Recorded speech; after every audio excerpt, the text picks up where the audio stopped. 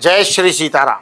पुनः उपस्थित हूं आपके समक्ष और आज मेरी उपस्थिति है कन्या राशि के दिसंबर 2025 के मासिक राशिफल के साथ। कन्या राशि के लिए ग्रह गोचर क्या कह रहे हैं, ग्रह चाल क्या संकेत कर रही है, स्वास्थ्य कैसा रहेगा, पारिवारिक जीवन कैसा रहेगा, लव लाइफ कैसी रहेगी, आर्थिक स्थिति कैसी रहेगी, इन सभी विषय पर आज हम इस मासिक राशिफल में विस्तृत चर्चा करेंगे। इसलिए पूरा राशिफल आप जरूर देखें। लेकिन सबसे पहले हम ये देखेंगे कि पूरे महीने जो ग्रह अलग अलग भाव में बैठकर क्या प्रभाव डाल रहे हैं। तो ग्रहों की स्थिति और उनके प्रभाव की अगर बात करें तो इस महीने की शुरुआत में बृहस्पति कर्क राशि के 11वें भाव में है, जो लाभ और आय को वृद्धि का संकेत करते हैं। लेकिन 4 दिसंबर के बाद वो वक्र गति से अपना राशि परिवर्तन करके और दशम भाव में आ जाएंगे, जिससे आपको नौकरी और व्यवसाय में है तो कुछ नए व्यवसायिक अवसर मिल सकते हैं और नौकरी में है तो कुछ नई जिम्मेदारी मिल सकती है।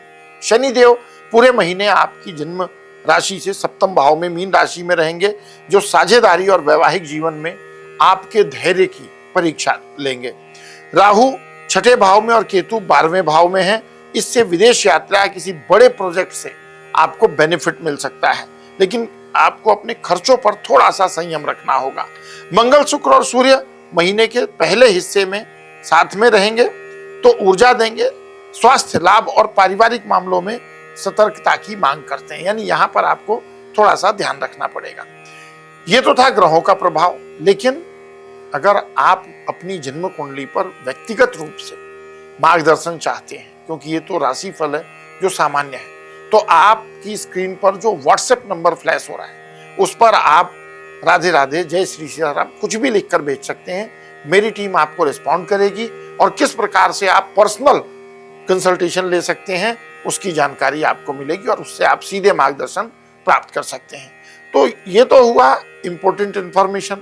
अब देखते हैं कि जीवन के विभिन्न क्षेत्रों पर जो ग्रह गोचर है दिसंबर में कैसा प्रभाव डाल रहे हैं। और सबसे पहले हम बात करेंगे कार्य क्षेत्र और व्यवसाय को, यानी कन्या राशि के जातकों के लिए कार्य क्षेत्र व्यवसाय कैसा रहने वाला है। तो ये महीना जो है दिसंबर का, ये आपके लिए नए प्रगति के द्वार खोल सकता है, क्योंकि मैक्सिमम ग्रह गोचर इस प्रकार की स्थिति में है।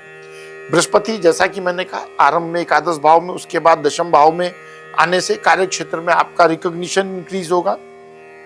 और खास करके अगर आप राजकीय सेवा में, गवर्नमेंट जॉब में है, तो वहां पर आपको नई पहचान मिल सकती है, प्रमोशन और मान सम्मान की वृद्धि होगी।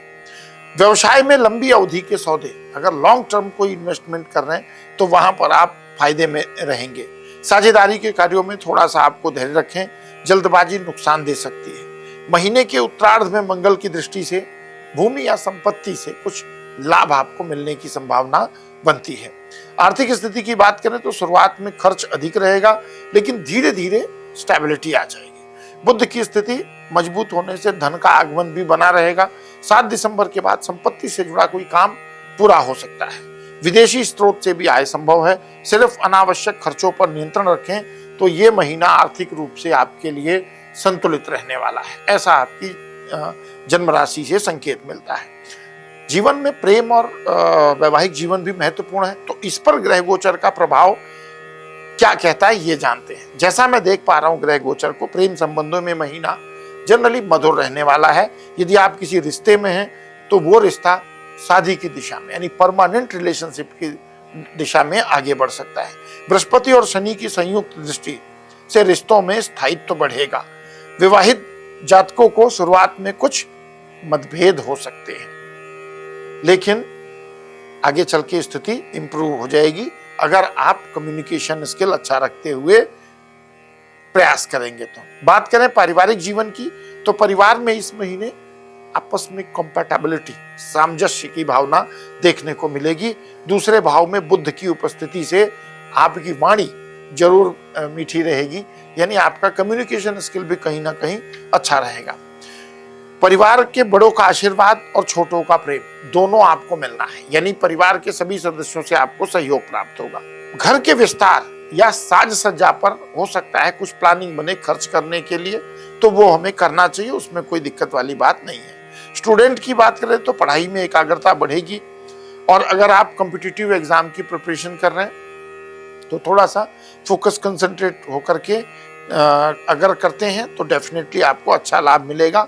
बुध का जो प्रभाव है इस महीने, क्योंकि आपकी राशि स्वामी है, द्वितीय भाव में बैठे हुए हैं, तो ये आपकी लर्निंग स्किल को इंप्रूव कर सकते हैं, है ना। और इसमें अगर आपको कोई मेंटर, कोई सीनियर अगर गाइड करता है तो आप उस गाइडेंस को एक्सेप्ट करें। हेल्थ की बात करें तो महीने की शुरुआत में हल्की थकान, पेट या गले की समस्या परेशान कर सकती है, लेकिन जैसे जैसे सूर्य और शुक्र आगे बढ़ेंगे आपको बेनिफिट भी यानी राहत भी मिलती जाएगी। नींद और खान पान पर आपको विशेष ध्यान देना है। तो ये तो था ग्रह गोचर का समग्र प्रभाव। अब क्या करने चाहिए ऐसे उपाय जिससे आप कन्या राशि के जातकों के लिए समय अच्छा रहे? तो बुधवार को हरे मूंग आप गाय को दे सकते हैं खाने के लिए, मंगलवार की रात को भिगो दें और बुधवार के दिन आप दे सकते हैं। रोज सुबह भगवान विष्णु के ओम नमो भगवते वासुदेवाय इस मंत्र की तुलसी की माला पर एक माला आपको जाप करनी चाहिए। शुक्रवार के दिन गुलाब या इत्र या सफेद वस्त्र किसी भी नीडी व्यक्ति को या किसी स्त्री को आप दान कर सकते हैं। गुलाब और इत्र तो आप चाहें तो मंदिर में दे सकते हैं, और जो वस्त्र है ये किसी स्त्री को आप दे सकते हैं, लेकिन ध्यान रखें सुहागन स्त्री को ये नहीं देना है, या तो फिर इसको भी आप मंदिर में दे सकते हैं। शनिवार के दिन समी या पीपल के पेड़ की परिक्रमा करें और तिल के तेल का दीपक वहां जला करके रखें, अच्छा आपको लाभ मिलेगा। तो ये था दिसंबर 2025 के लिए कन्या राशि का मासिक राशिफल। मिलेंगे अगले वीडियो में, और तब तक के लिए विदा। राधे राधे।